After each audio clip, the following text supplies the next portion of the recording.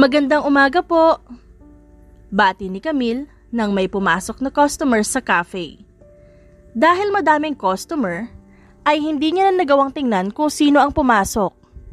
Ito ang unang araw ni Camille sa trabaho, kaya naninibago siya sa mga gawain dito. Madami na rin ang tao, kaya naman aligagana si Camille at pinipilit ang sariling huwag magkamali. Camille, dalhin mo to doon sa pinakadulong lamesa. Utos ng katrabaho ni Camille na agad naman niyang sinunod. Nakakaramdam na ng pagod si Camille, kaya naman hindi niya mapigilan ng mga kamay na mga tal habang hawak ang isang tasa ng kape. Naging mabagal ang paglalakad niya nang makita ang isang matipunong binata na nakaupo sa pinakadulong mesa. Tinitigan nito mabuti ni Camille mula ulo hanggang paa. Simple lang ang suot ng binata. Isang puting t-shirt at maong na pantalon na pinaresa na itim na rubber shoes. Dahil natuon ang atensyon ni Camille sa binata, hindi inaasahang madulas siya na makalapit siya sa lamesa nito. Tumapon ng kape dito na nabalot ng gulat dahil sa nangyari. Pasensya na sir! Gulat na sambit ni Camille. Mabilis siyang tumayo at lumapit sa binata. Hindi ko sinasadya sir, sorry. Dagdag pa niya. Kinuha ni Camille ang tissue sa lamesa at wala sa sariling pinunasan ng damit nito. Ayos lang. Tanging nasabi ng binata. Bakas pa rin ang gulat sa mukha nito. Halos maiyak na si Camille dahil sa sobrang kaba at kahihiyan. Buong araw niyang iniwasan na magkamali at kung kailan na matatapos ang trabaho niya, doon pa siya pumalpak. Pasensya na talaga sir. Paumanhin muli ni Camille. Hindi niya na namalayan na pati ang basang pantalon ng binata ay pinupunasan na rin niya. Agad namang nakaramdam ng hiya ang binata, kaya mabilis siyang napatayo. Katulad ng sabi ko, ayos lang. Sinilip ng binata ang name tag ni Camille. Ayos lang Camille. Ginawaran niya ng ngiti ang dalaga, kaya bahagya itong kumalma at napatigil. Ako nga pala si Steven. Bago ka lang ba dito? Pagpapakilala ng binata. Opo Sir Steven. Sa susunod mag-iingat ka na ha. Baka sa susunod hindi na lamang kape ang mahulog sa akin. Bilin sa kanya ng binata. Ngumiti siyang muli kay Camille bago naglakad palabas ng cafe. Napasapo na lamang sa noo ang dalaga dahil sa kapalpakang nagawa niya. Hindi nakaligtas si Camille sa sermon ng amo niya bago siya umuwi ng hapong yun. Mabuti na lang at hindi siya tinanggal sa trabaho. Kinabukasan, mas madami ang customer nila dahil Sabado. Kahit pagod, ay hindi iyon ininda ni Camille. Mas lalo na ring naging maingat ang dalaga sa takot na muling makagawa ng kahihiyan. Magandang hapon.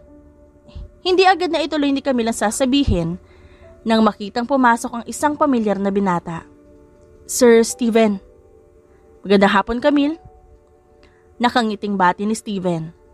Dumiretso ito sa counter para mag-order ng kape at pagkatapos, naghanap na ng bakanting lamesa. Si Camille ang nagdala ng kape ni Steven. Kahit nahihiya, ay pinilit ni Camille ang sarili na harapin ng binata. Mukhang nasasanay ka na.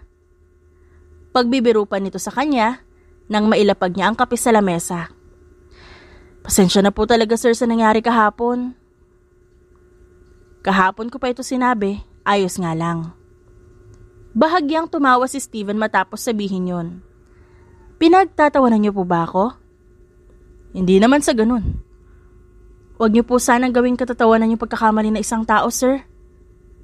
Makahulog ang sambit ni Camille, dahilan para matahimik si Steven.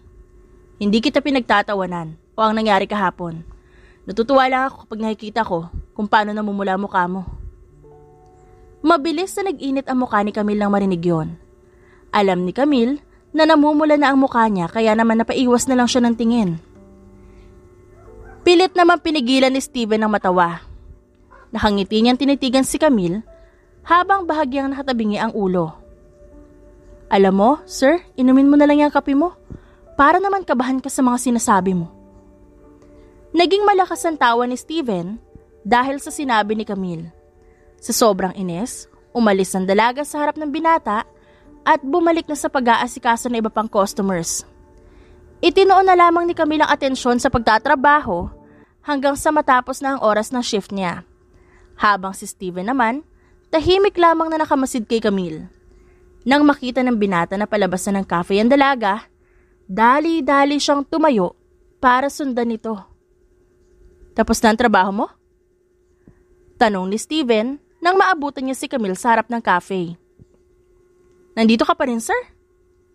Nagtatakang tanong naman ni Camille. "Hinihintay kasi kita."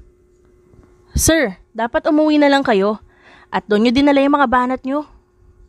Ani Camille, nagsimula na siyang maglakad at sumunod naman sa kanya si Steven. "Seryoso ako, Camille." "Alam mo, sir, tawagin mo na lang ako Steven." Pagpuputol ng binata sa sasabihin ng dalaga. Sige, Steven."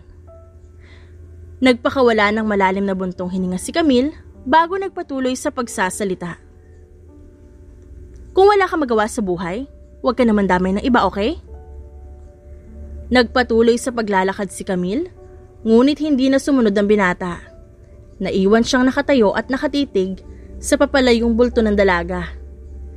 Kinabukasan, kakaunti lang ang customer sa cafe, kaya naman hindi masyadong napagod si Camille. May mga oras din na nakakapagpahinga siya. Malayo pa lamang, natanaw na ni Camille si Steven na naglalakad papasok sa cafe. Hindi na niya ito binati. Kunwari na lamang ay hindi niya nakita. Ito na ang pangatlong araw na pumupunta si Steven sa cafe. Hindi para magkape, kundi para makita at maasar lamang si Camille. "Sanay na sanay ka na talaga ngayon, ha? Mabuti yan, wala ka na matatapunan ng kape bukod sa akin." Pang-aasar niya. "Kung sadyain kong itapon sa ito." Iritableng saad ni Camille. Natawa lamang si Steven. "Sige, kung gusto mong mawalan ng trabaho." Hindi na nagsalita si Camille. Tinalikuran na lamang niya ang binata sa labis na pagkainis at naglakad palayo. Halos araw-araw na kung pumunta ang binata sa cafe. Aminin man ni Steven o hindi, alam niya sa sarili niya na hindi kompleto ang araw niya kapag hindi nakikita si Camille. Sa kabilang banda, nakabisado na ni Camille ang oras na dumadating sa cafe si Steven at araw-araw yun 3:00 ng hapon. 3 oras bago matapos ang shift niya at 3 oras na pangungulit at pambubwisit din. "Hindi ka ba nagsasawa dito?" Kunwaring naiinis na tanong ni Camille. "Ba't naman ako magsasawa kung nandito ka?" Mabilis na nag-init ang mukha niya at napaiwas ng tingin. Hindi naman nakatakas sa paningin ni Steven ang pamumula ng mukha ni Camille, dahilan upang mapangisi siya. Habang tumatagal, palala na ng palala yung mga banat mo. "Mukha ba ako nagbibiro?" "Anyway, Camille, pwede ba kitang ligawan?" Gulat na napatitig si Camille kay Steven. Hindi inaasahan ng dalaga ang sasabihin ni Steven. Ngunit aminado naman siya na matagal niya na rin hinihintay na umamin ito. Matagal na rin kasing may tinatagong pagtingin ng dalaga sa binata. At akala nito, pinagtitripan lang siya ni Steven. Hindi magandang biro yan, ah. May bahid ng pag-aalalang sambit ng dalaga. May pangamba sa tinig niya. Dahil baka nagbibiro na naman ito. "Seryoso ako, Camille." Tumayo si Steven at bahagyang lumapit sa dalaga. "Matagal ko nang gustong itanong sa'yo pero nauunahan lang ako ng takot." Ayos lang naman sa akin kung ayaw mo. Ang mahalaga, sinubukan ko at wala akong pagsisisi." "Ano ba sinasabi mo? Pumapayag ako." "Totoo ba, Camille?" "Oo." Hindi na napigilan ni Steven ang sarili at nayakap ang dalaga. Ramdam ni Camille kung gaano kasaya si Steven ang mga oras na yon, kaya nawala ang pangamba sa loob niya. Sakto naman na natapos ang shift ni Camille ng araw na yon. Hindi na nagsayang ng oras si Steven at niyaya niya agad si Camille para sa isang date. Unang date yun ni Camille kaya naman hindi niya maitago ang kaba. "May problema ba?" tanong ni Steven. "Kinakabahan kasi ako." "Bakit? Unang date mo ba to?" "Oo." Napangiti ang binata at inakbayan si Camille habang naglalakad. "Huwag kang kabahan. Ako lang naman ang kadate mo eh." Pumasok sila sa isang restaurant at naghanap ng bakanting lamesa. Nang makakita ay agad silang nagpunta doon. Napanganga naman si Camille nang iabot ng waiter ang menu sa kanila at makita ang mga presyo ng pagkain doon. Steven, sobrang mahal naman ng mga pagkain dito. Hindi yata kaya ng budget ko. Ano ka ba? Sagot ko ang date natin kaya wag mo na isipin. Ha? Hindi. Nakakahiya naman kung ikaw ang gagastos. Camille, hindi mo kailangan gumastos para sa mga ganitong bagay. Hayaan mo ibigay ko sa iyo mga bagay na gusto mo. Pero nakakahiya naman kasi Steven. Hindi mo rin naman responsibilidad na gumastos para sa akin. Pero hayaan mo ko ibigay sa iyo lahat ng gusto at kailangan mo. Gusto ko ibigay sa iyo lahat, Camille. Ganun kita kagusto. At sa tingin ko, ganun kita kamahal. Hindi naman sa pera nasusukat ang pagmamahal, Steven. Natatawang usal ni Camille. Pero dahil may pera ako, gagamitin ko na lang din sa'yo. So sinasabi mo wala akong pera? Kunwaring galit na tanong ni Camille. Hindi naman sa ganun, mahal. Napatigil si Camille dahil sa itinawag sa kanya ng binata. Hindi nakapagsalita ulit si Camille dahil biglang dumating ang waiter para kunin ang kanilang order. Hinayaan na ni Camille na mag-order si Steven dahil hindi pa rin siya makapaniwala sa presyo ng pagkain dito. Ilang minuto lang din ang hinintay nila at dumating na ang kanilang mga order. Agad naman nila itong sinimulang kainin. Patagong sinusulya pa ni Camille si Steven at bahagyang napapangiti. Hindi lubos sa kalain ng dalaga na may makikilala siyang katulad ng binatang ito. May gusto ka bang sabihin?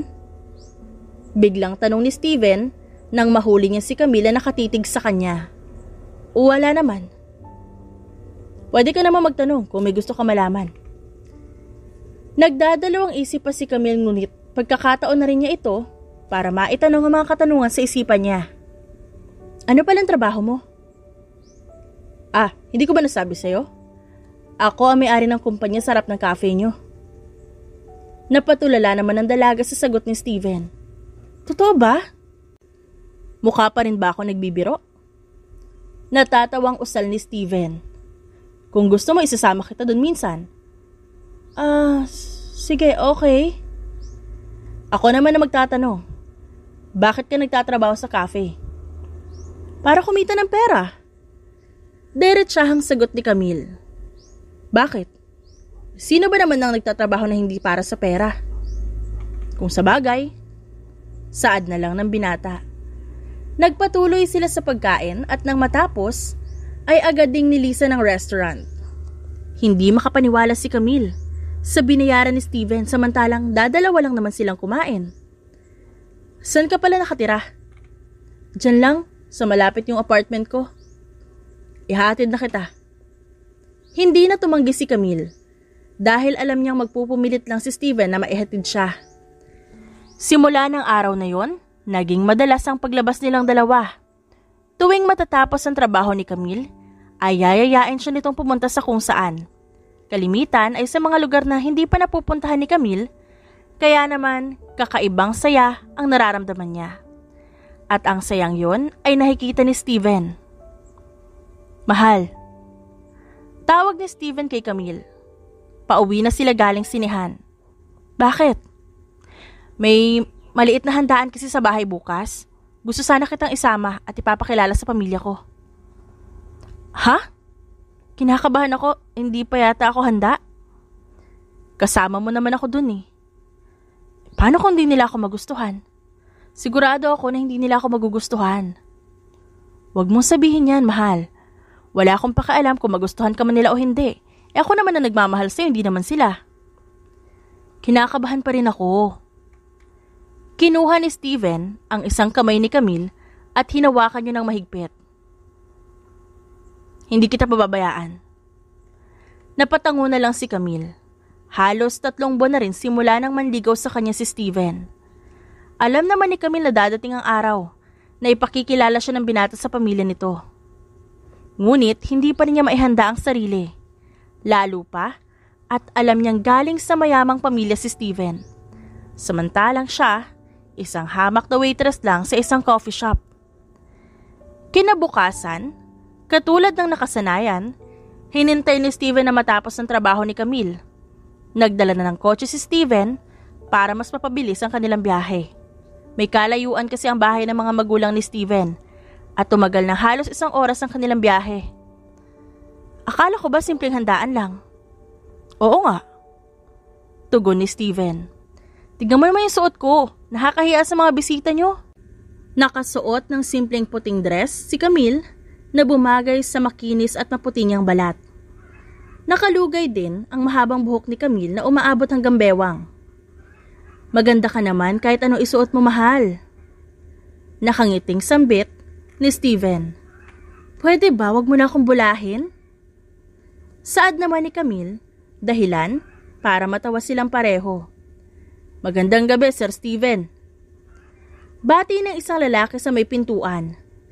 Tinanguan lang ito ni Steven samantalang si Camille ay bahagya pang yumuko. Sa labas pa lang ng bahay, ay alam na ni Camille na malaking bahay ito. Ngunit hindi niya inaasahan na mas malawak pa pala ito sa loob. Sumalubong kay Camille ang magagarbong dekorasyon sa loob ng bahay nang makapasok sila ni Steven. Sa tanang buhay ni Camille, ay ngayon pa lang siya nakakita ng ganong klaseng dekorasyon. At alam niyang mamahalin ng mga ito. Steven, anak ko! Naglakad palapit ng isang may katandaang babae. Kakaiba ang presensya nito, dahilan para kabahan si Camille. Hi, Ma! Bati ni Steven at humalik sa kanyang ina. Agad namang napatingin ang ina ni Steven kay Camille. Napayuko ang dalaga bilang paggalang. Magandang gabi po. Magandang gabi din. Walang buhay na tugon ng ina ng binata. Pansin iyon ni Camille ngunit ipinagsawalang bahala na lamang niya yun. Naglakad sila papunta sa kusina at doon nakahain ang napakaraming pagkain. Mabilis na nilamon ng kaba at takot si Camille nang mapansin ang dami ng tao rito. Naramdaman naman ni Steven ang pagkabalisa ni Camille kaya naman pinisil-pisil niya ang kamay nito. Okay ka lang? Lalo akong kinakabahan eh. Kasama mo ako, okay? Napatango na lamang si Camille bilang tugon. Nagsimula na silang kumain. Nag-usap ang pamilya ni Steven tungkol sa mga kumpanya na pagmamay-ari nila. At sa isang tabi naman na natiling tahimik si Camille. Steven, sino yung kasama mo? Ma, ito nga pala si Camille, girlfriend ko. Napayuko naman si Camille nang mapunta sa kanya lahat ng atensyon. Magandang gabi po. Camille, tama? Anong trabaho mo? Hindi kaagad nakasagot si Camille. Sobra-sobrang hiya ang nararamdaman niya. At hindi niya alam kung dapat bang sabihin niya na isa siyang waitress. Nagtatrabaho siya sa isang cafe sa tapat ng kumpanya ko, Dad. Si Steven ang sumagot. Oh, may-ari pala siya ng isang cafe? May galak na usal ng tatay ni Steven. Napabaling naman si Camille sa binata. Nagkamali ng pag-intindi ang tatay nito at hindi yun tama. Tinitigan naman ni Steven si Camille. Para bang nagtatanong kung sasabihin ba nila ang totoo. Bahagyang tumango si Camille at nakuha naman ni Steven ang nais iparating. Hindi, Dad. Isa siyang waitress sa cafe na yon. Hinawakan niya na mahigpit ang kamay ni Camille. Ano? Hindi ka man lang pumili ng matinong babae? Ma, hindi mo siya kilala, kaya wala kang karapatang husgahan siya. Hindi ka namin pinalaki para lamang mapariwara dahil sa isang babae, Steven. Masakit para kay Camille na marinig ang mga yon. Ngunit nanatili siyang tahimik. Wala siya ibang magawa kundi ang panghawakan ng mga salita ng binata. Hindi ganoong klaseng babae si Camille, Ma. Tumataas na ang boses ni Steven. Halatang naiinis na rin. Lahat ng mahirap, pera lang ang habol sa mga mayayamang katulad natin, Steven. Wala siyang pinagkaiba sa mga yun. Singhal ng ina ng binata. Ibahin mo siya, Ma. Huwag mong pagtaasan ng boses ang mama mo, Steven. Singit ng tatay ng binata. Hindi ako makakapayag na sa isang mahirap na babae ka lamang mapunta. May mga pangarap ako para sa iyo, Steven.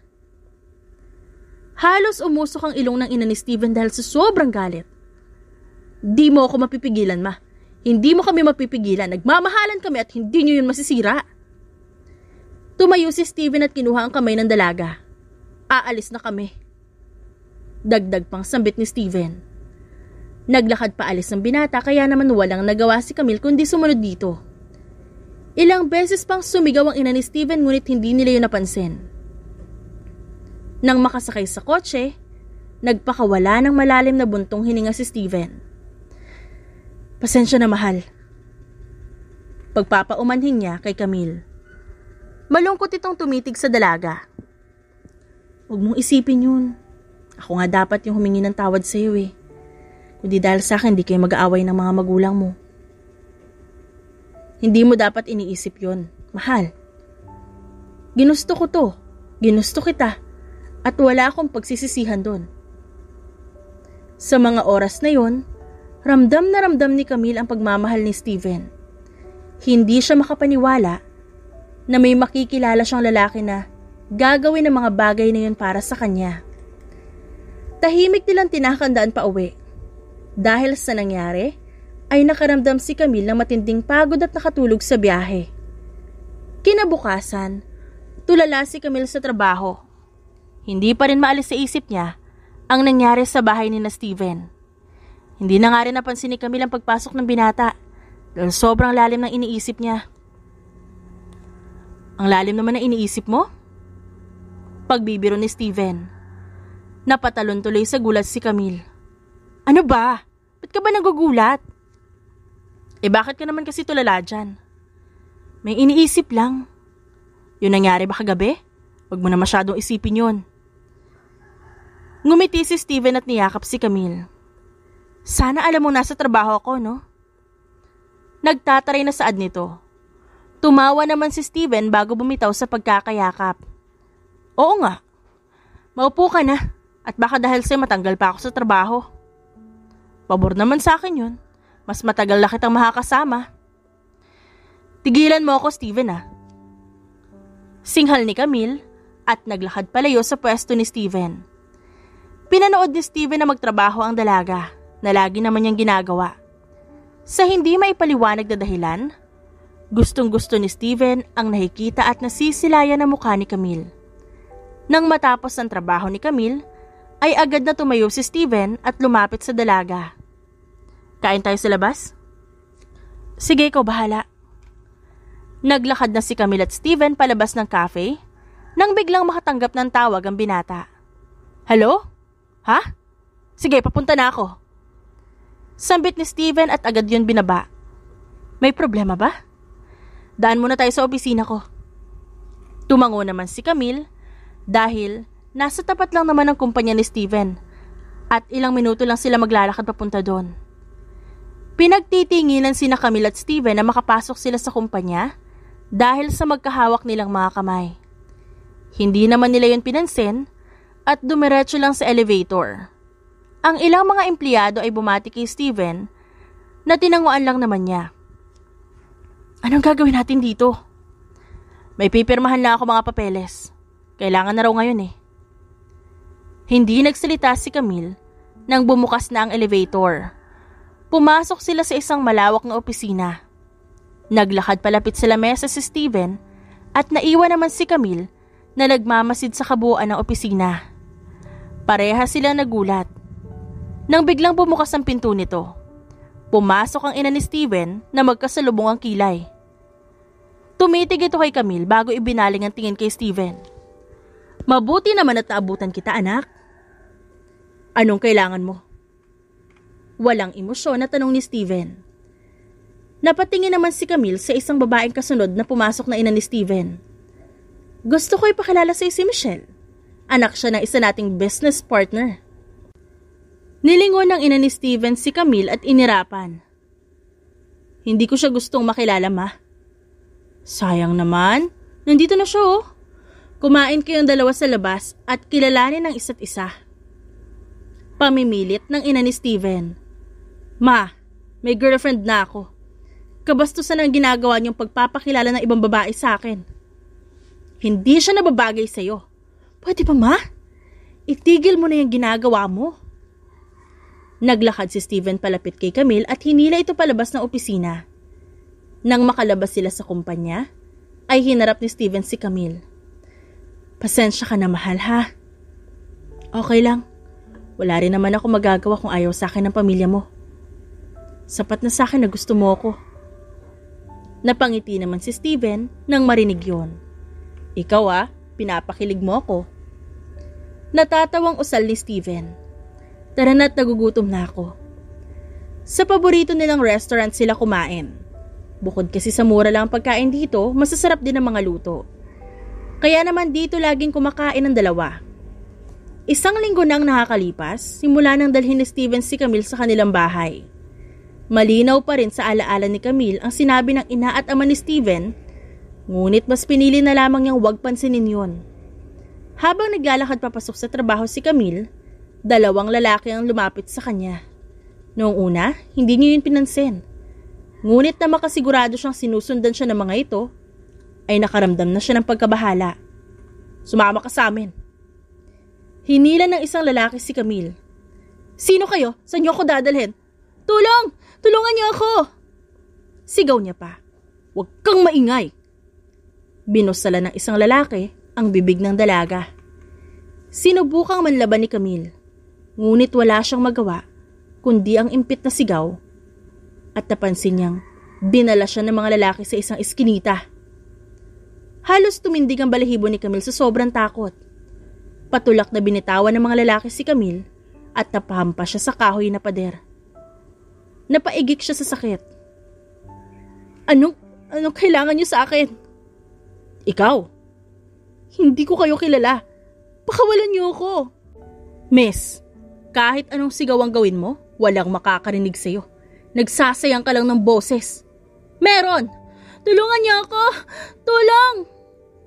Sigaw pa ni Camille. At sino naman sa tingin mo tutulong sa'yo? Walang ibang tao sa lugar na to, miss. Sabay na tumawa ang 2 lalaki. Ako! Seryosong usal ni Steven. Gulat na napalingon ng 2 lalaki at nakita si Steven na seryosong nakatingin sa kanila. Makikita ang galit sa mata ni Steven, dahilan upang bahagyang matakot ang 2 lalaki. Nabuhayan naman ng loob si Camille. Tinawag niya ang pangalan ni Steven habang naiiyak. Huwag kang lalapit! Pagbabanta ng isang lalaki nang magsimulang humakbang palapit si Steven. Sasaktan namin ang babaeng to! Ngunit nang lumingon ng 2 lalaki sa pwesto ni Camille, ay wala na siya doon. Mabilis na tumakbo si Camille palapit kay Steven at yumakap. Umiyak nang umiyak si Camille sa bisig ng binata. Pilit namang pinapakalma ni Steven si Camille at hinaplos pa ang likod nito. Dito ka muna. Bilin ni Steven kay Camille na bahagyang natigil sa pag-iyak. Saan ka pupunta? May aasikasuhin lang ako. Nilingon ni Steven ang 2 lalaki na nagbabalak ng tumakas.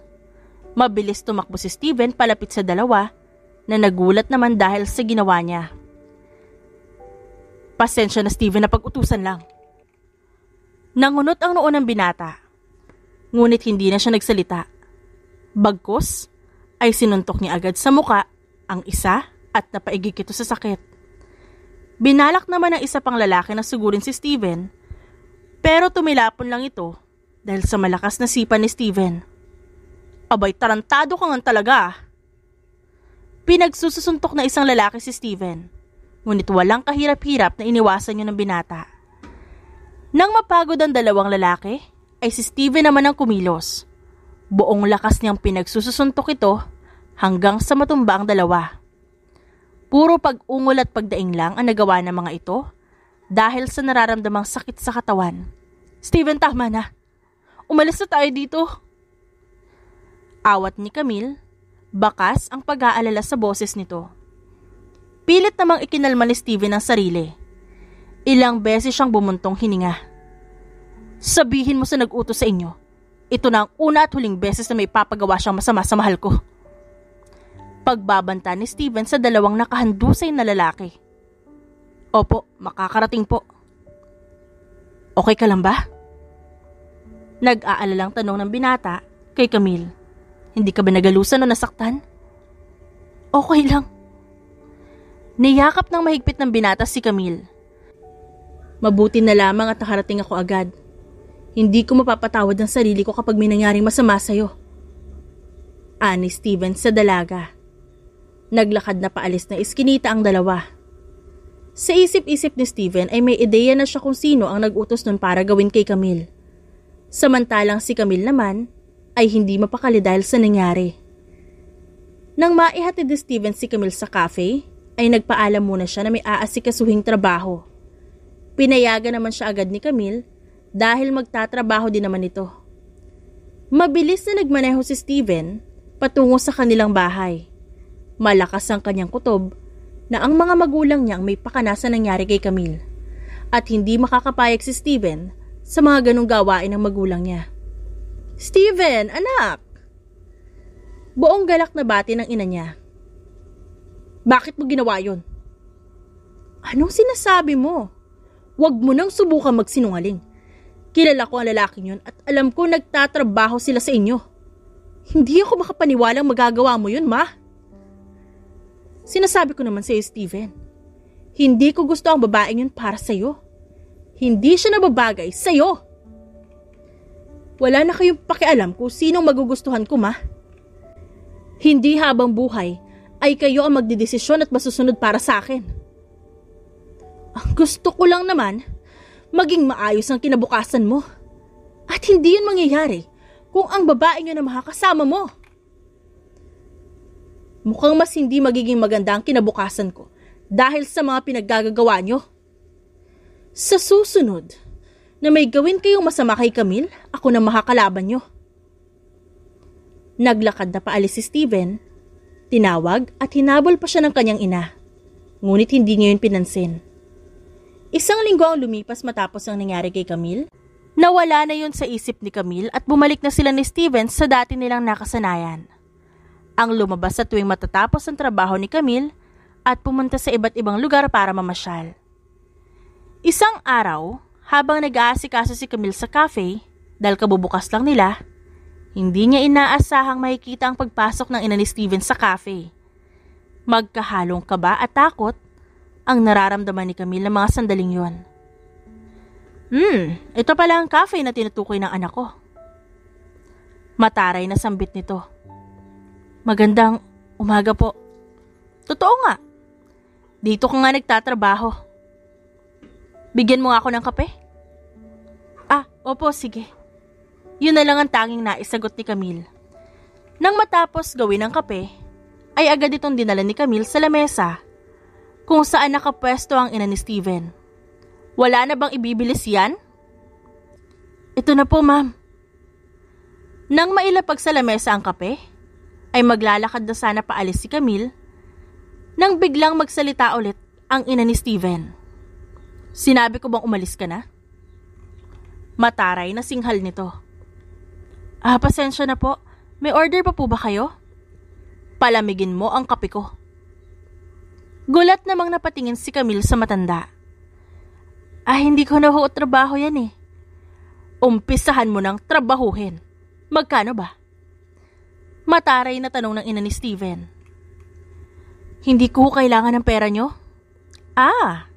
Pero pera ng anak ko kailangan mo. Mawalang galang na ho, may sarili ho akong pera na kinikita. Hindi ko ho kailangan ng pera ng ibang tao. Malumanay na sabi ni Camille. Pilit niyang pinigilan ng sarili na magalit. Hanggat maaari, ayaw niyang patulan ang ina ng kasintahan. Magkano lang naman ang kinikita mo rito Ang mga katulad mong babae, makakapal ang mukhang maghangad ng mas malaki pa. Kung yan ho ang paniniwala nyo, bahala na ho kayo. Pasensya na ho kung hindi ako ganyan. Tumalikod si Camille ngunit muling bumalik sa ina ni Steven. Kung wala na ho kayong order, aalis na ho ako. Pagpapaalam ni Camille at naglakad palayo. Bastos kang babae ka? Sigaw ng ina ni Steven. Hindi na nga nakapagpigil si Camille. Muli niyang hinarap ito at nilapitan ang ina ng kasintahan. Kayo ho ang bastos dito. Kung pumunta ho kayo rito para sabihan ako ng kung ano-ano, makakaalis na ho kayo. Kung wala ho kayo magawa sa buhay, huwag niyo ho ako idamay. Dahil may trabaho pa ho ako. Hanggat maaari ayaw ko ho kayong patulan dahil kayo pa rin ang ina ni Steven. Pero kung ganyan din naman ang itatrato niyo sa akin, pasensyahan na lang ho tayo. Bastos na kung bastos pero mas nakakabastos kayo. Mahabang saad ni Camille. Nangingilid na ang luha niya, kaya pinili na lamang niyang tumakbo paalis sa harap ng ina ni Steven. Dumiretso siya sa likod ng opisina. Ilang minuto siyang nagtagal doon at hinayaan ang sarili na umiyak. Hindi naman alam ni Camille kung tama pa bang pinasok niya ang pakikipagrelasyon kay Steven. Mabuti na lang at may kasama si Camille sa trabaho na siyang pumalit sa kanya habang nagmumukmuk siya sa opisina. Bumalik din naman agad sa trabaho si Camille nang maikalma niya ang sarili. Sa pagkakataong ito, wala na ang ina ng binata. Pabor naman yun kay Camille upang makapagtrabaho siya ng maayos. Ilang oras ang lumipas, tutok sa trabaho si Camille dahil may karamihan ng mga customers. Bigla na lang nakatanggap siya ng text mula kay Steven na malilate ito ng punta sa cafe at hintayin na lang daw siya mamaya. Nang matapos ang shift ni Camille, sa labas ng cafe na lang niya hinintay si Steven. Isang puting kotse ang tumigil malapit sa harapan niya at doon bumaba ang binata. Kanina ka pa ba naghihintay? Tanong ni Steven at sinalubong niya ng yakap si Camille. Hindi naman, katatapos lang din ang shift ko. Parang pagod na pagod ka. Puna ng binata at tinitigan ang mukha ni Camille. Umiyak ka ba? Ha? Hindi Huwag ka nang magsinungaling, mahal. Namumugto yung mata mo. May nangyari ba? Napabuntong hininga na lamang si Camille. Mamaya na lang natin pag-usapan. Sumakay na sina Camille at Steven sa kotse at nagsimulang tahakin ang daan patungo sa restaurant. Hindi maiwasan ni Steven ang mag-alala, kaya maya't maya niya sinisilip si Camille. Mahal, ano nangyari? Tanong ng binata at hindi na makatiis sa katahimikan ng dalaga. Matagal bago sumagot si Camille. Nag-isip siya ng mabuti kung dapat niya bang sabihin kay Steven ang nangyari kanina. Pinuntahan ako ng mama mo sa cafe kanina. Mabilis na tapakan ni Steven ang brake at pati si Camille ay gulat na napatingin sa kanya. Ano? Bakit daw? May ginawa ba siya sa iyong masama? Sinaktan ka ba niya? Sunod-sunod na tanong ni Steven. Hindi naman niya ako sinaktan. Kung ano-ano lang ang sinabi niya sa akin. Bakas ang lungkot at sakit sa tinig ni Camille. Kinuha ni Steven ang kamay ni Camille at hinawakan ito ng mahigpit. Pasensya ka na. Tanging nasabi na lang ni Steven. Napapaisip tuloy ako kung tama pa ba itong namamagitan sa ating dalawa. Mahal, huwag ka naman mag-isip ng ganyan. Handa ako ipaglaban ka kahit kanino, kahit pa sa pamilya ko. Pero ayaw ko naman maging dahilan para masira kayo ng pamilya mo. Huwag mong isipin na ikaw ang dahilan, mahal. Wala ka namang ginagawang masama, kundi sila. Sigurado ka ba sa akin? Kung hindi ako sigurado sa'yo, sa tingin mo ba gagawin ko ang lahat ng to? Makahulugang sagot naman ni Steven. Napangiti naman si Camille sa narinig niya. Salamat. Salamat kasi may isang katulad mo na dumating sa buhay ko. Magpasalamat ka dahil natapunan mo ako ng kape. At talagang doon pa ako magpapasalamat? Alam mo bang grabe ang kaba ko nun dahil baka matanggal ako sa trabaho unang araw ko pa lang? Bakit ka kasi nakatitig sa akin imbis na sa hawak mong tasa? Yung totoo? Ang gwapo mo kasi. Pang-aasar naman ni Camille dito. Alam ko na yun, mahal, matagal na. Ikaw naman naniwala ka agad. So hindi pala ako gwapo sa paningin mo. Kunwaring nagtatampong saad ni Steven. Biro lang, syempre ikaw ang pinakagwapo para sa akin.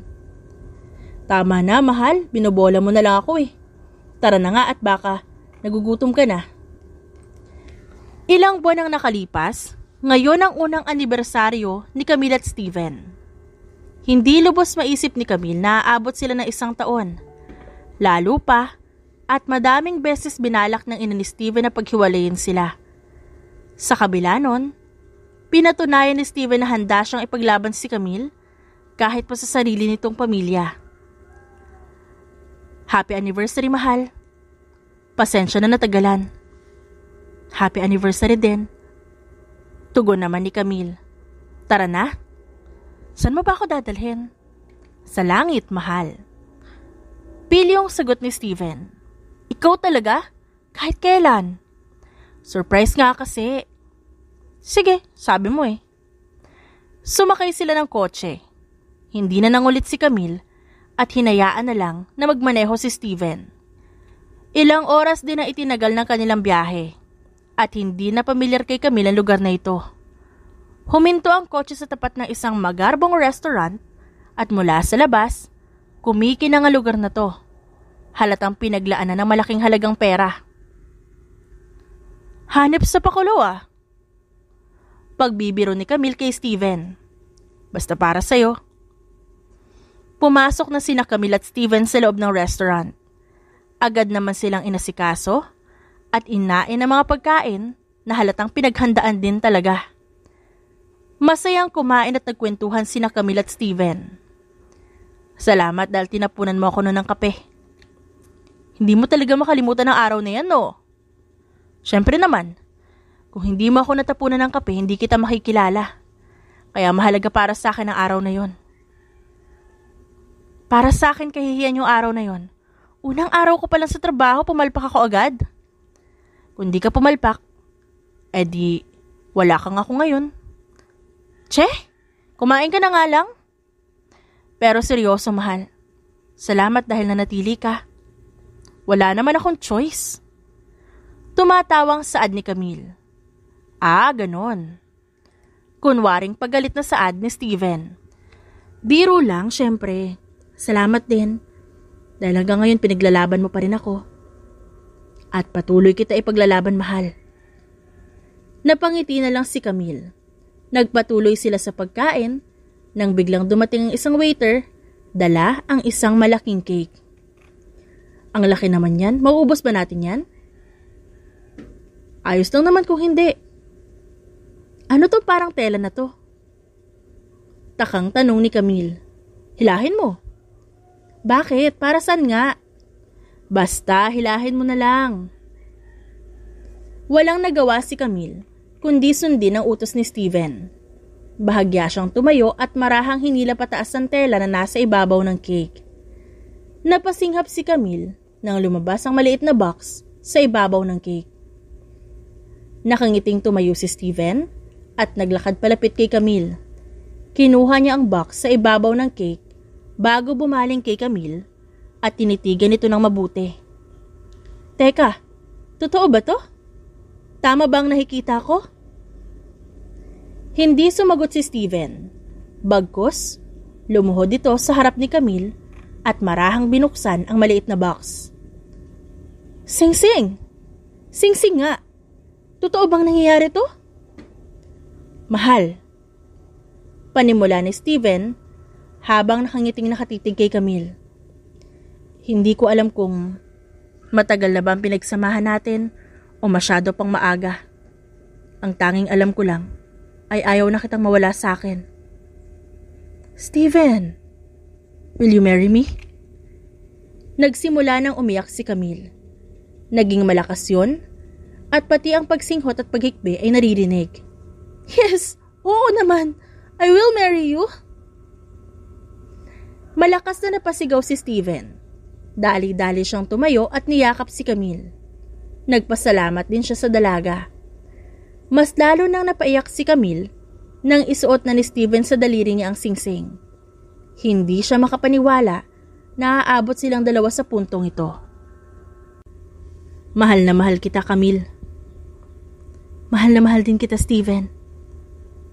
Halos hindi nawala ang mga ngiti sa kanilang labi ng gabing yon. Tinapos lang nila ang pagkain at bahagya pang nagkwentuhan bago na pagdesisyon ng umuwi. 5 araw ang lumipas bago nakarating ang balita sa ina ni Steven. Halos magwala ito sa galit nang malaman na magpapakasal na sina Steven at Camille.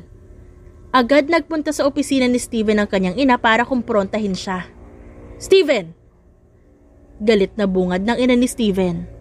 "Nahihibang ka na ba? Mukhang nakarating na rin sa iyong balita, ma." Malumanay namang tugon ni Steven. "Hat talagang pakakasalan mong babaeng yun? Ano naman sa inyo? Kung nandito kayo para pigilan ako, umuwi na lang kayo. Nagsasayang lang kayo ng oras at marami akong ginagawa." "Ha? Yan ba ang epekto sa ng babaeng yun? Hindi ka na marunong gumalang sa mga magulang mo.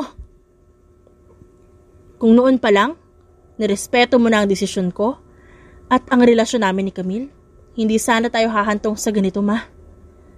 Huwag ka nang maghanap ng respeto mula sa akin.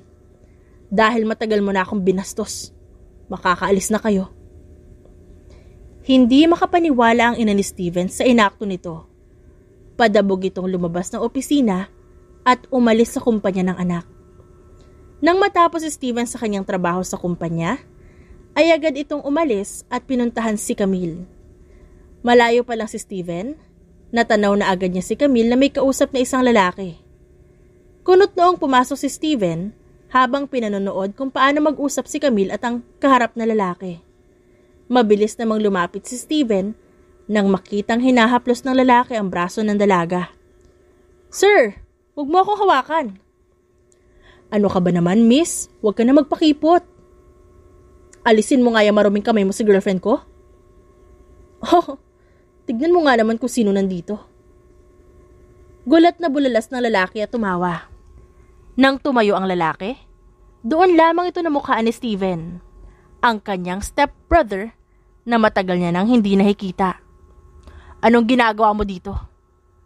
Magkakilala kayo? Hindi ko ba nabanggit sa'yo na magkapatid kami, miss?" "Hindi kita kapatid, Denver. Umalis ka na." "Ilang taon tayong di nagkita, tas ganyan lang gagawin mo sa akin? Wala akong pakialam sa'yo." Bumaling siya kay Camille. "Tapos na ang shift mo? Tara na." Yaya ni Steven kay Camille. "Magpapalit na ako ng damit. Gusto mo bang tulungan kita, miss?" Pilyong saad ni Denver. "Ngayon palang babalaan na kita, Denver. Wag ang girlfriend ko." "Alam mo, Steven, kung asawa nga naaagaw, girlfriend pa kaya?" Natatawang saad ng kanyang stepbrother. "Sinusubukan mo ba ako? Kinakabahan ka na ba, stepbrother?" Mapang-asar na sagot ni Denver. "Tara na, mahal." Saad ni Camille paglabas nito sa opisina. Nagsimula nang maglakad palabas ng cafe sina Steven at Camille. Ngunit bago pa tuluyang makalabas si Steven, muli niyang nilingon si Denver. Nakangisi lang ito sa kanila at diretsong nakatitig. "Kapatid mo talaga yun, mahal?" "Hindi, stepbrother ko lang yun." "Kanina pa ba siya sa cafe?" "Mga 1 oras din yata." "May ginawa ba siya o sinabi sa'yo?" "Wala naman. Saan pala tayo pupunta? Ikaw, may gusto ka bang puntahan?" Naging madalas ang pagpunta ni Denver sa cafe kung saan nagtatrabaho si Camille para asarin ito. Sinisiguro naman ni Denver na aalis siya bago dumating si Steven. Tanging ang maasar lang si Camille ang pakay niya. Ngunit hindi yun nakaligtas kay Steven dahil nakarating dito ang balita. Hindi na nagdalawang isip si Steven na sugurin si Denver upang kumprontahin. "Oh, naparito ka. Layuan mo ang girlfriend ko." "Wala naman ako masamang ginagawa. Gusto ko lang siya makita." "Ngayon wala ka pang ginagawang masama. Kilala kita, Denver. At alam ko may pinaplano ka na naman." "Kumalma ka nga, Steven. Ikakasal na kayo, di ba? Ba't natatakot ka pa maagaw ko siya?" "Hindi ako natatakot na maagaw mo siya. Dahil kahit anong gawin mo, hindi mo siya makukuha." "O, anong problema?" "Ikaw ang problema ko. Layuan mo si Camille." "Paano kung ayaw ko?" Di ako magpapaalis sa'yo." "Kaya mo ba?" "Wag mo akong hamunin, Denver. Kung wala ka na ibang sasabihin, makakaalis ka na. Maaga pa akong pupunta sa cafe kung saan nagtatrabaho si Camille. Ito na ang huling beses na sasabihin ko sa iyo to. Layuan mo si Camille. Dire-diretsong umalis si Steven sa bahay ni Denver at dumiretso sa cafe para sunduin ang dalaga. Pinilit ni Steven na ikalma ang sarili bago harapin si Camille. O bakit ngayon ka lang? May dinaanan lang ako saglit bago pumunta dito. Okay, tara na. Hindi na sumagot si Steven. Inalalaya na lang niyang makasakay sa kotse si Camille. Agad pinaandar ni Steven ang kotse at nagmaneho papunta sa paborito nilang restaurant. Mahal. Bakit? Ang tagal na nating magkasama at malapit na rin tayo ikasal pero hindi agad na ituloy ni Steven na itatanong. Ano ba yun? Sabihin mo na. Hindi mo pa kasi ako na ipapakilala sa mga magulang mo. Matagal bago nakapagsalita si Camille. Hindi ko nga pala nasabi sa'yo. Ulila na ako. Ha? Gulat na bulalas ni Steven. Ba't ngayon mo lang sinabi sa'kin? Kasi nga hindi mo naman naitanong noon. At saka matagal ko na inalis sa isip ko yon. Kaya siguro hindi ko na rin nabanggit sa'yo. Pagpapaliwanag ni Camille. Mahal, pwede mo naman ako sabihan ng ganyang bagay. Alam ko naman yun. Hindi ko lang talaga trip pag-usapan. O sige, basta nandito lang ako kapag kailangan mo ng kausap. Nang makapasok sa restaurant, ay naghanap agad sina Camille at Steven na mapupwestuhan. Nang makakita ay nag-order na agad sila. Kailan ka pala magtitingin ng isusuot mong gown para sa kasal natin? Sa isang araw pa, samahan mo ako Oo naman, gusto ko ako una makakita na nakasuot ka ng gown. Tutal, naplano naman natin lahat para sa kasal natin. Paano pala ang pamilya mo? Ayaw ko silang imbitahin. Sigurado ako magugulo lang sila doon. Pero pamilya mo pa rin sila. Pag-iisipan ko. Inabala ni Camille at Steven ang kanilang mga sarili nang dumating na ang mga order nilang pagkain. Habang masayang nagkukwentuhan at nag-aasaran tungkol sa mga unang araw nilang nagkakilala. Sa kabilang banda, dumalaw si Denver sa bahay ng kanilang mga magulang. Hindi pa kasi niya na ipapaalam ang pagdating niya sa bansa at mas inuna niyang asarin ang kanyang kapatid. Denver? Ako nga ma, kamusta kayo? Kailan ka pa dumating? Ilang linggo na ang nakalipas. Ba't ngayon ka lang pumunta dito? Naging abala kasi ako sa pagbisita kay Kuya Steven. At mas inuna mo pa siyang bisitahin kaysa sa amin? Kunwaring nagmamaktol na saad ng kanyang ina.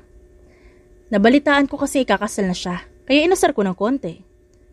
Ay nako, ipinaalala mo pa yung kasal na yan.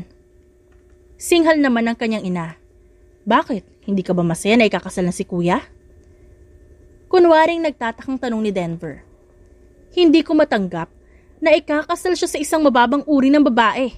Hindi ako makakapayag. Hindi niyo rin naman mapipigilan si Kuya, ma. Kung kinakailangan kong gawin ang lahat para lamang mapigilan ang kasal na yon, gagawin ko. Halos nang gagalaiting sambit ng kanyang ina. Hindi na sumagot si Denver. Sa loob-loob niya ay nakangisi na siya at natutuwa nang makumpirmang hindi rin pabor sa kasalan ng kanyang ina. Napakuyom na lang si Denver ng kamao nang maalala kung paanong ibinigay ng kanilang mga magulang ang lahat kay Steven at halos walang matira para sa kanya. Simula pagkabata, ay si Steven ang paborito ng mga ito. Halos parang hindi napapansin si Denver sa kanilang pamilya. Doon na mo ang galit sa loob ni Denver para kay Steven. At sa mga oras na yun, buo na ang loob ni Denver na sirain ang buhay ng kanyang kapatid at uumpisahan niya yon sa pamamagitan ni Camille. Isang linggo ang lumipas, naging abala sina Camille at Steven para sa paghahanda sa kanilang nalalapit na kasal. Sino-sino ba inibitahan mo? Mga katrabaho ko lang sa cafe. Wala naman ako ibang kaibigan dito Ikaw ba? Mga empleyado lang sa kumpanya. So kakonti lang pala. May gusto ka pa bang imbitahan? Yung pamilya mo. Nasabi ko na sa'yo, Camille. Yung dahilan kung ba't ayaw ko silang imbitahin. Hindi na magbabago ang isip ko. Pero kasi, hindi na naituloy ni Camille ang sasabihin nang makitang naglalakad papasok ng cafe ang ina ni Steven. Bakit? Ano nangyari sa'yo? Yung mama mo, papunta dito. Nakapasok na sa cafe ang ina ni Steven at nakalapit na sa kanila bago pa ito malingon ng anak nito. Mukhang tuloy na ang kasal niyo ah. Sarkastikong saad nito. Anong ginagawa mo dito, ma? Bakit? Bawal na ba akong pumunta dito? Gusto ko lang naman itanong kung kailan mo kami balak imbitahin sa kasal niyo. Wala akong balak na imbitahan kayo. Aba? Pamilya mo kami? Tapos hindi mo kami iimbitahin? Galit na sigaw ng ina ni Steven. Kung noong una pa lang naisip niyo yan, edi sana hindi tayo umabot sa ganito. Hindi ko kayo kailangan sa kasal namin. Wala kang modo. Ganyan ba ang napala mo sa pakikipagrelasyon sa babaeng yan? Sinabi ko na sa'yo na matinong babae ang hanapin mo, hindi ang katulad ng babaeng yan. Tignan mo ang nangyari sa'yo. Hindi ka na marunong kumilala ng magulang. Wala kang karapatang pagsalitaan si Camille ng ganyan. Ito ang gusto niya, kaya panindigan niyo. Hindi habang buhay, kayo ang masusunod sa buhay ko. Malaki na ako, at kaya ko na magdesisyon para sa sarili ko. Pagsisisihan mo rin na pinili mo ang babaeng yan. Sigaw pa ulit ng kanyang ina bago mabilis na umalis. Napailing na lang si Steven at agad nilingon si Camille.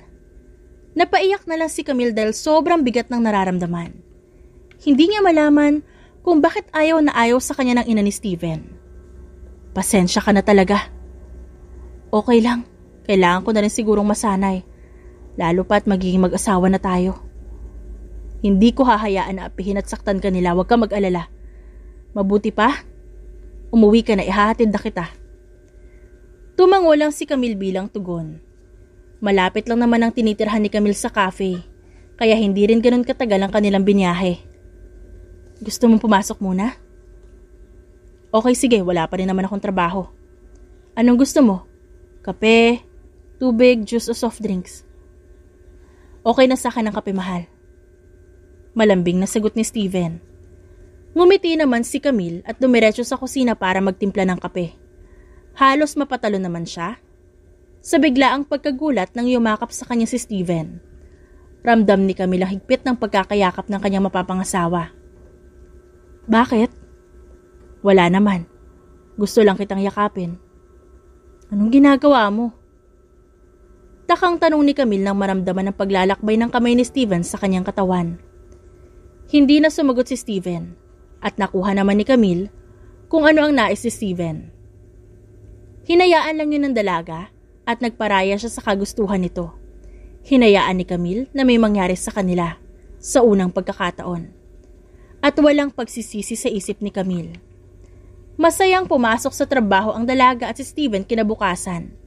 Dahil malapit na ang kasal nila, napagdesisyonan ni Camille na mag-leave sa trabaho upang mas mapagtuunan ng panahon ang papalapit nilang kasal. Samantalang si Steven naman ay inasikaso na ang lahat ng kailangan niyang tapusin sa kumpanya upang mabakante na ang kanyang schedule.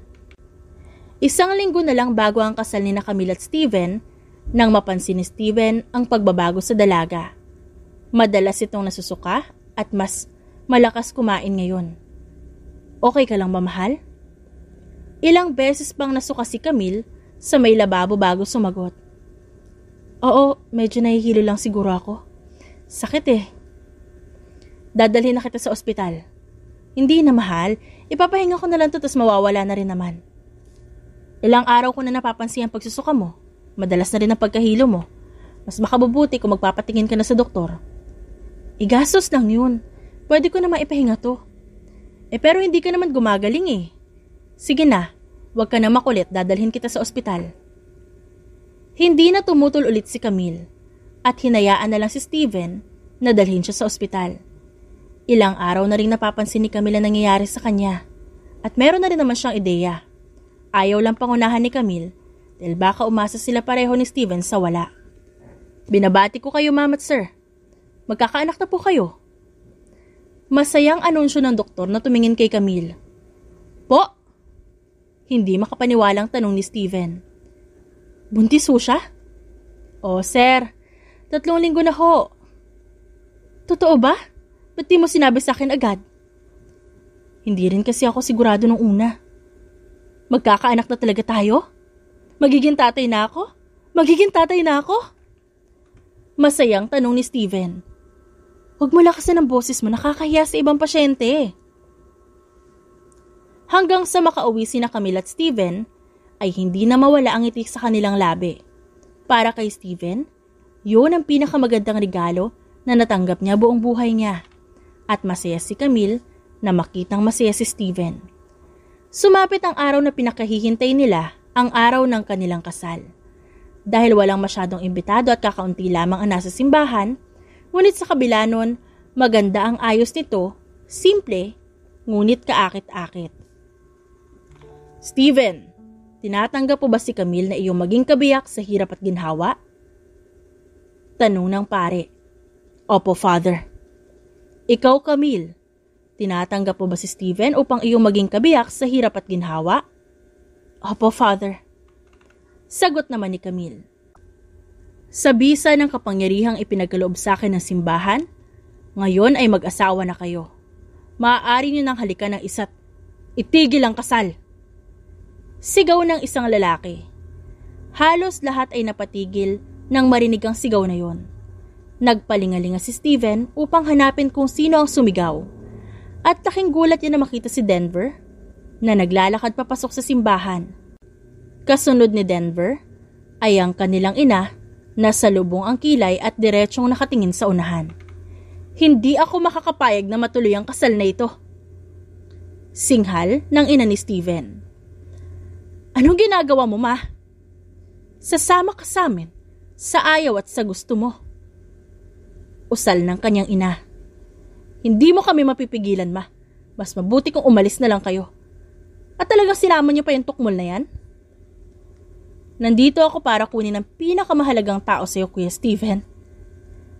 Mapang-asar na saad ni Denver. Wala kang makukuha rito kaya umalis ka na lang din. Talaga? Tignan natin. Naging mas matunog ang pagkasa ni Denver ng hawak ng baril. Kasunod noon, ay sunod-sunod na pagkabasag ng mga salamin sa simbahan. Nagsulputan ang mga lalaking may bitbit na mga baril, dahilan upang magkagulo ang tao sa loob ng simbahan. Ano ba yan? Mukhang talo ka na. Sigurado ka ba? Nang aasar na tanong ni Steven. Steven! Bulong ni Camille na hindi mapakali dahil sa takot. Dito ka lang sa likod ko, mahal. Huwag kang lalayo. Mabilis na napatakbo si Steven nang marinig ang pagpasok ng grupo ng tauhan niya. Agad na nagpaputok ng baril ang mga ito na ginantihan naman ng mga tauhan ni Denver. Dito tayo, mahal. Sandali, natatakot ako. Hindi kita pababayaan, magtiwala ka lang sa akin. At saan kayo pupunta? Sigaw ni Denver at pinaulan na ng bala sina Camille at Steven. Mabuti na lamang at mabilis na hila ni Steven si Camille upang magtago. Saan mo nakuha yung baril na yan? Matagal na ako meron nito, mahal. Dinala ko talaga to ngayon dahil alam ko may masamang balak si Denver. Sino sa inyo ang gustong mauna, Steven? Ikaw o si Camille? Nakakalokong tanong ni Denver sa kanila. Para na itong nababaliw. Mas maganda siguro kung makikita mo kung paano malagutan ng hininga ang pinakamamahal mong babae.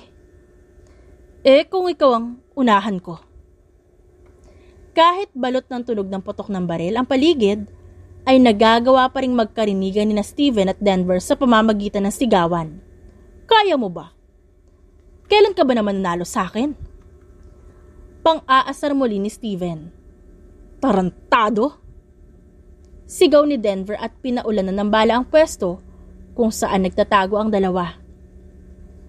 Kahit na anong gawin mo, hindi mo ako matatalo. Kahit pamamatay kang sumusubok na pabagsakin ako. Mayabang ka? Lumabas ka dyan. Steven, lalo mo lang siyang ginagalit. Okay lang, mahal. Kasama yan sa plano. Bata pa lang tayo, ikaw na ang laging magaling. Sigaw pa ni Denver. Hindi ko naman kasalanan kung mas inuuna mo ang pagbubulakbol nun. Manahimik ka! Sigaw ulit ni Denver at muling bumaril. Paano ba yan? Wala ka ng bala? Kahit kailan mayabang ka, Steven. Lumabas ka dyan at magmano-mano tayo. Mahal, anong ginagawa mo? Nag-aalalang tanong ni Camille. Hawakan mo tong baril ko. Huwag mo sasabing makikipagsuntukan ka sa kanya. Hindi naman niya ako matatalo, mahal. Pagbibigyan ko lang to para matapos na.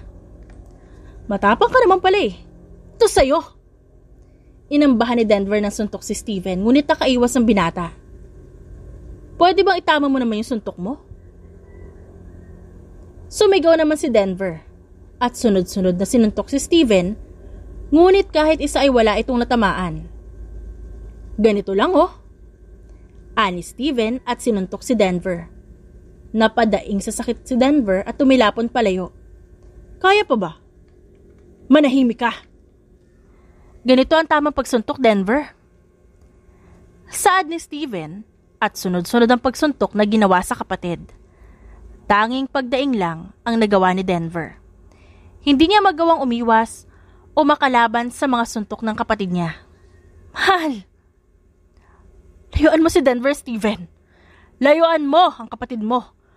Kung ayaw mo masaktan ng babaeng to. Pagbabanta ng ina ni Steven, habang nakatutok ang hawak na baril kay Camille. Bitiwan mo siya, ma. Huwag mo siyang sasaktan. Mamili ka. Sasama ka sa amin o mawawala ng buhay ang babaeng to. Hindi sumagot si Steven. Tumitig lang ito kay Camille. Sa isip ay inuutusang lumaban. Nakuha naman ni Camille ang nais iparating ni Steven. Buong pwersang itinulak ni Camille ang ina ng binata. Nang makatakas sa pagkakahawak, tumakbo si Camille patungo kay Steven. Mabilis namang nakabawi ang ina ni Steven at hindi nagdalawang isip pa na paputokin ang baril na hawak. Mabuti na lamang at nakaiwas sina Camille. Sa kasamaang palad, si Denver ang tinamaan at humandusay. Ma! Denver! Hindi makapaniwalang saad ng ina ni Steven. Tumawag ka na ambulansya, ma! Ma, saan ka pupunta? Huwag kang tumakas! Sigaw pa ni Steven na makitang tumakbo palayo ang kanyang ina. Ako nang tatawag. Denver! Denver, lumaban ka! Denver, dadaling ka namin sa ospital. Ilang minuto ang itinagal bago dumating ang ambulansya. Hindi inaasahan ni na Camille at Steven ang kanilang nakitang paglabas ng simbahan. Nagkalat ang mga walang buhay na katawan. Sa kanilang daan, karamihan ay ang mga tauhan ni Denver. Okay ka lang ba? Okay lang. Siguro. Sino pala yung mga lalaking yon? Mga tauhan ko sila. Tauhan sa kumpanya? Parang gano'n na nga. Pasensya ka na sa nangyari. Wala ka naman dapat ihingi ng tawad. Hindi mo rin naman ginusto to. Paano na ang kasal natin? Pwede namang ituloy sa ibang araw? Napangiti na lamang si Steven. Nagpaalam na ang mga tauhan niya. Dinala naman ni Steven si Camille sa ospital upang mapatingnan kung may masama bang naging epekto kay Camille at sa batang dinadala nito sa sinapupunan. Mabuti na lamang at maayos at malusog pa rin ang sanggol doon. Parang nabunutan ng tinik sa lalamunan si Steven at nabawasan ng pag-aalala. Dahil sa nangyaring kaguluhan, nag-imbestiga ang mga pulisya upang malaman kung sino ang may kasalanan. Tumagal yun ng ilang linggo dahil comatose si Denver. Dahil sa malubhang kalagayan nito. Habang pinaghahanap pa rin ng pulisya ang ina nilang dalawa na sa kasalukuyan ay nagtatago. Steven, tinatanggap mo bang maging kabiyak ang babaeng ito sa hirap at ginhawa? Opo, Father. Ikaw, Camille, tinatanggap mo ba si Steven na maging kabiyak sa hirap at ginhawa? Opo, Father.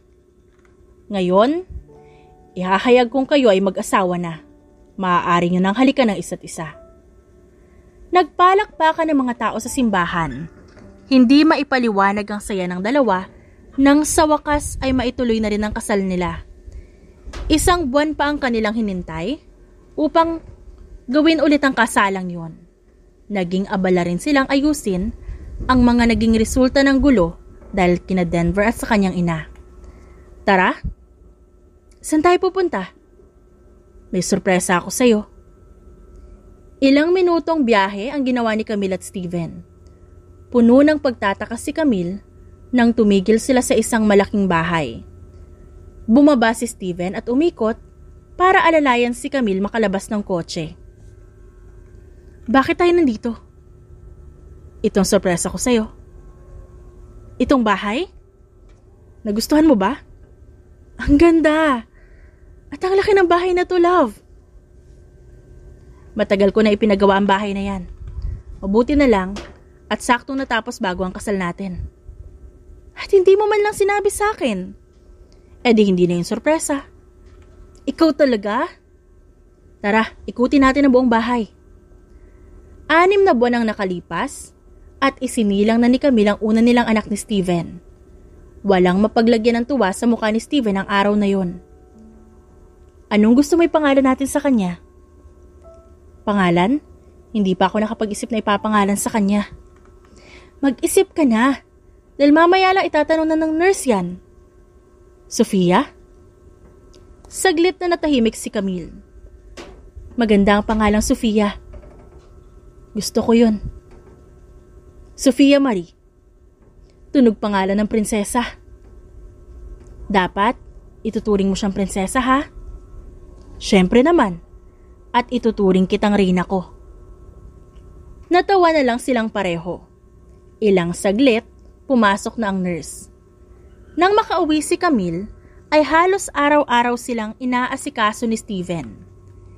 Hindi na nga ito madalas pumapasok ng kumpanya upang mapaglaanan sila ng oras. Nais ni Steven na maging maayos na padre de pamilya sa kanyang pamilya. Kaya naman handa siyang gawin ang lahat upang tuparin yun.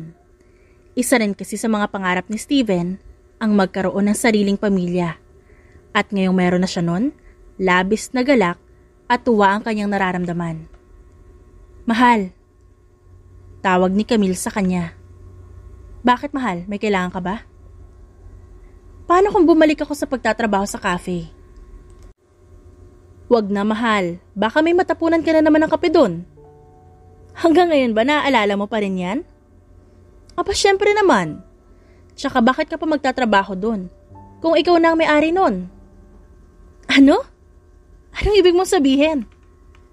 Binili ko na ang cafe na yon. Kaya ikaw na may-ari nun. Kailan pa?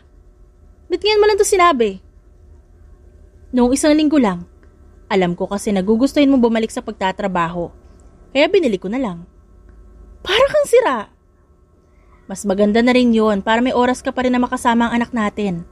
Siyempre, para makasama ako. Kung ano man yung nasa isip mo, itigil mo na. Bakit?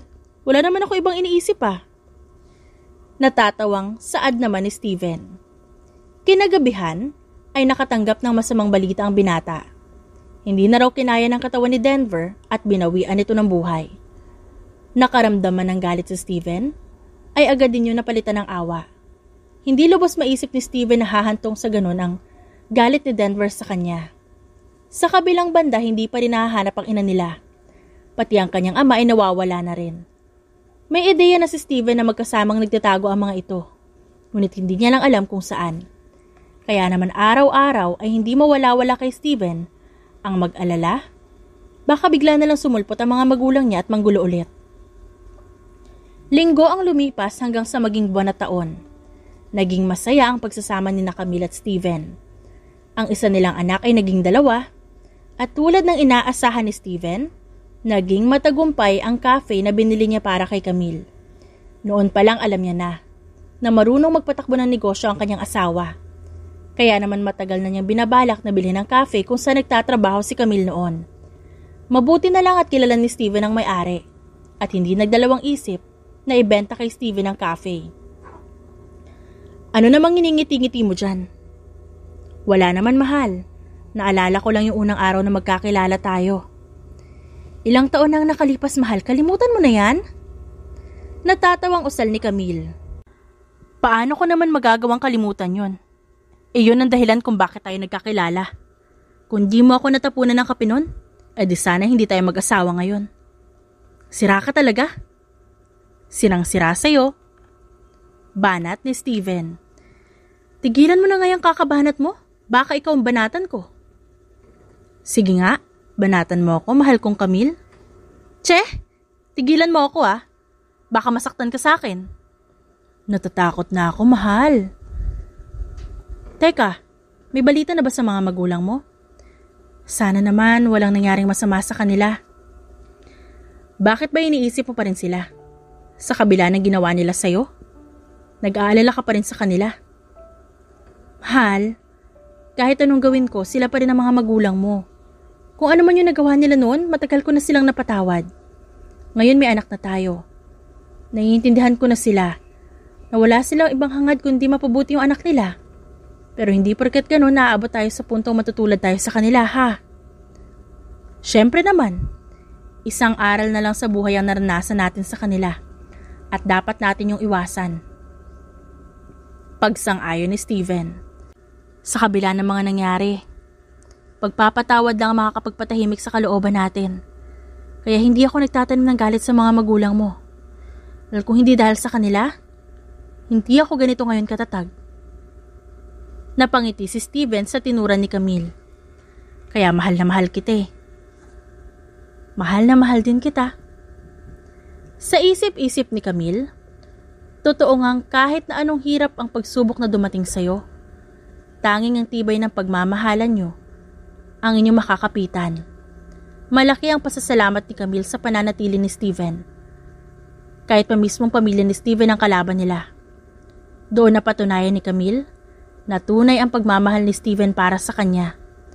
At sa kabila ng lahat na nangyari, ang pagpapatawad ang magbibigay ng katahimikan para sa isipan at kalooban ng lahat. Makalipas ang isang linggo, ay nabalitaan ni na Camille at Steven na nahuli na ang mga magulang ng binata. Kakaibang ginhawa ang naramdaman ni Steven nang malaman yon. Ngayon mapapanatag na siya araw-araw. Ilang beses namang niyaya ni Camille si Steven upang bisitahin sa kulungan ng mga magulang nito. Ngunit paulit-ulit lang na tumanggi si Steven. Ang dahilan niya, hindi niya alam kung magagawa niyang harapin ang kanyang mga magulang. Hanggang ngayon, hindi pa rin kasi makapaniwala si Steven na humantong sa ganun ang kanyang ina. At labis siyang nasaktan dahil doon. Mahal, salamat. Para saan naman? Kasi pinili mo ko. At hanggang ngayon patuloy mo akong pinipili. Hindi ko lubos maisip na aabot tayo sa araw na to. Yung makikilala kita na hindi ko inaasahan. Ito pa kayang maging asawa ka na at makasama habang buhay? Nakatadhana na siguro na magkita at magkakilala tayong dalawa nung araw na yon, Camille. At hindi ako magsasawa at mapapagod na magpasalamat sa'yo dahil doon. Mas lalong naiyak si Camille. Lalo mo naman akong pinapaiyak O wag ka nang umiyak, mahal. Maraming salamat din. Kahit naiiyak si Camille, nagsalita pa rin siya. Para saan? Salamat kasi tinapunan mo ko ng kape nun. Pwisit ka? Parehas na natawa si Camille at Steven. Mula sa araw na natapunan ni Camille ng kape si Steven, hanggang sa araw na ito, ay tunay at malalim ang kanilang pagmamahalan. Pati na rin ang mga susunod na taon nilang pagsasamahan. Kung meron mang isang bagay silang pasasalamatan, iyon ay ang kape. Kung hindi natapon kay Steven yon, wala sila sa kinalulugaran nila ngayon. Salamat sa kape, salamat sa pagmamahal, salamat sa habang buhay na pagsasama na ibinigay sa kanila ng sandaling yon. The end. Thank you for listening to our wonderful stories daily.